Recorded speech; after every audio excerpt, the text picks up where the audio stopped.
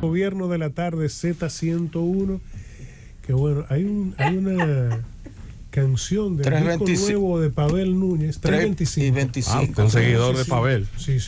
Pavel no sabía que había tirado uno nuevo, Pavel. Sí, tiene un disco nuevo que es Pavel Trópico. Se estrella de Pavel Núñez, dígalo como es. Una estrella, Pavel. Dígalo así. Pavel, una estrella. ¿Ya lo tiene en Spotify? Sí, está en Spotify.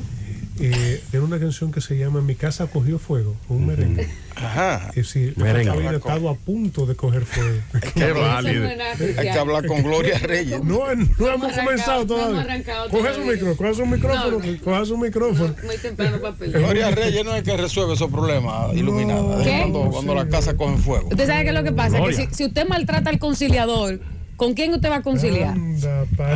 Si usted maltrata al conciliador, ¿con quién usted va a conciliar? Mire, mejor sigan lo que usted estaba, que yo no quiero comenzar a pelear temprano hoy. Francis, ayúdame, por favor. Ayúdame, Francis. Ayúdame. El dictador de Baní. ¿Cómo el dictador de Baní? Esta cosa. Francis es el sexto hombre, no el dictador. No son nada fácil.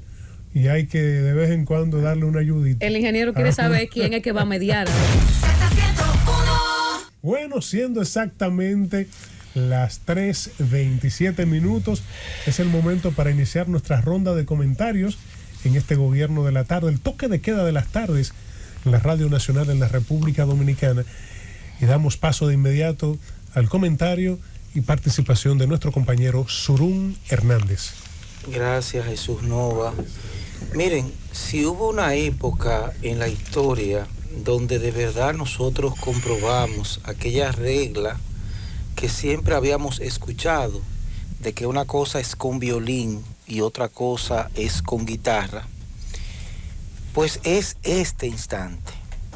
Y lo decimos porque amplios sectores de la sociedad, específicamente en el 2010, 2011, pues estuvimos defendiendo la importancia de la inversión en educación en la República Dominicana.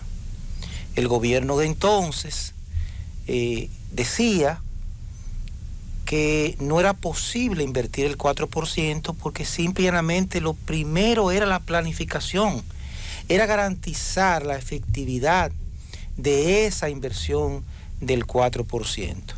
La oposición, muy especialmente los integrantes del gobierno actual, prácticamente todos, respondían a esa afirmación que lo primero era contar con los recursos y que evidentemente con los recursos y con personas honestas al frente de las instituciones y capaces que planificaran en qué se iba a invertir, pues todo iba a estar bien, todo iba a estar viento en popa.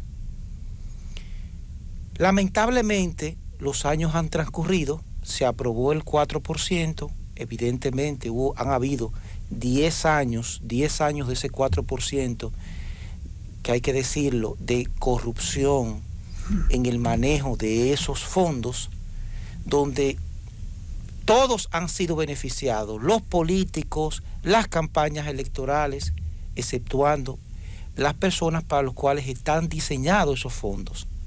Y los números están ahí. Todos los indicadores establecen que lamentablemente la República Dominicana pues ha retrocedido. Y ahora nos encontramos en un momento crucial, porque ya han transcurrido de esos 10 años del 4% en educación, el presente gobierno tiene el 20%, tiene 2 años. Y estamos en un momento crucial porque venimos de una pandemia.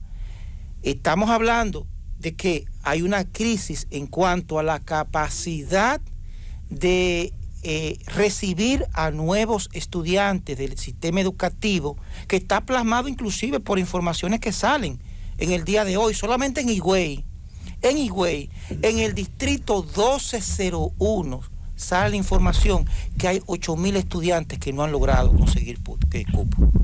Según se denuncia, hay decenas de escuelas que en este momento no han podido ser terminadas por falta de fondos, a pesar de haber sido concluidas en casi un 90%.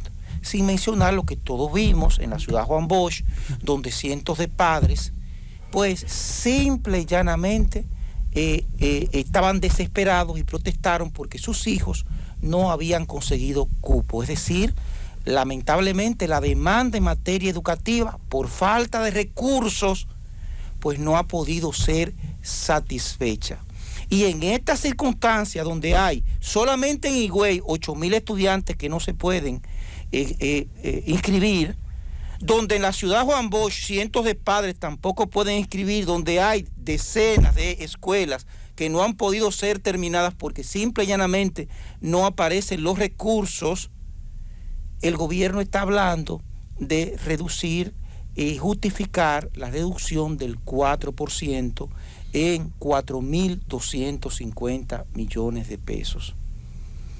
En un momento donde tenemos un ministro, el señor Ángel Hernández, que todos hemos visto que por lo menos en cuanto a declaraciones de prensa ha estado en la dirección correcta, es decir, ha establecido que recibió un ministerio donde hay nombramientos irregulares, donde hay nombramientos políticos. Hoy se denuncia que técnicos fueron nombrados sin ser profesores, donde él mismo, este ministro Ángel Hernández, refiere a la necesidad de despolitizar ese ministerio, que lo ha afectado. Señores, de ahí han salido 3 candidatos presidenciales. De los tres no se sabe cuál es el más deshonesto, porque no tiene forma de justificar sus recursos y tienen el tupé de presentarse a esta nación. Porque es verdad, ese 4% en estos últimos 10 años lamentablemente solamente ha servido para enriquecer a los distintos titulares y crear y ser utilizados en campaña. Pero eso no es óbice para que simplemente nosotros y el gobierno se declare derrotado.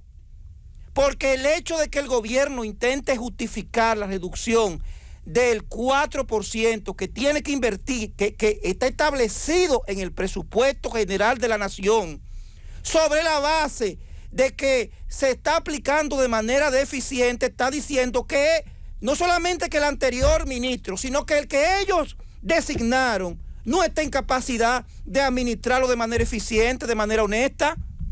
Es una admisión del presente gobierno de que simple y llanamente no encuentra una persona, un funcionario que pueda administrar un sistema educativo en función de las necesidades del pueblo, y por eso simplemente para que no se roben los 4.250 millones, yo lo mando a otro lado. Eso es lo que le está diciendo a la opinión pública y no debe ser.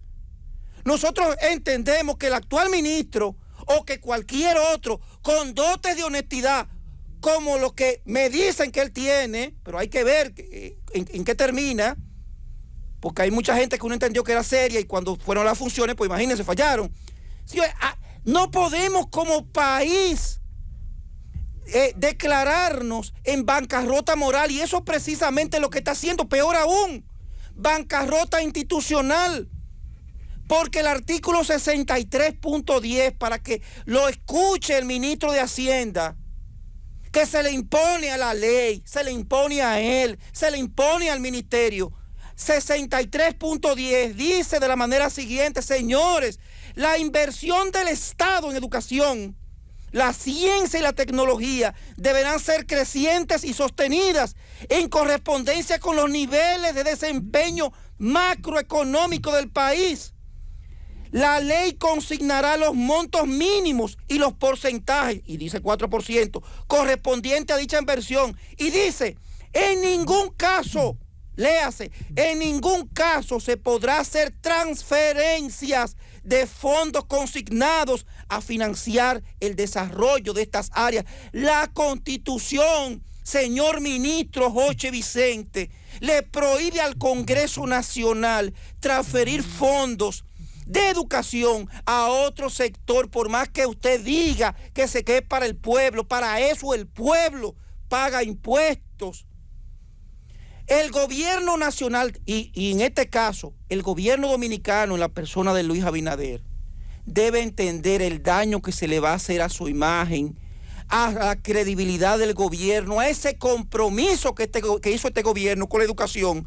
Y peor aún, a la imagen del propio ministro de Educación, cuando es el propio gobierno que tiene el temor de entregarle 4.250 millones sobre la base de que ese ministro lo va a mal administrar en el peor de los escenarios, y según dicen las malas lenguas defensoras de ese asesinato contra la educación, se los va a robar. Señores, la educación es el eje fundamental de la nación, y la obligación del gobierno del Partido Revolucionario Moderno de Luis Abinader es garantizar el cumplimiento de ese compromiso vital para el futuro de la nación. Llévate.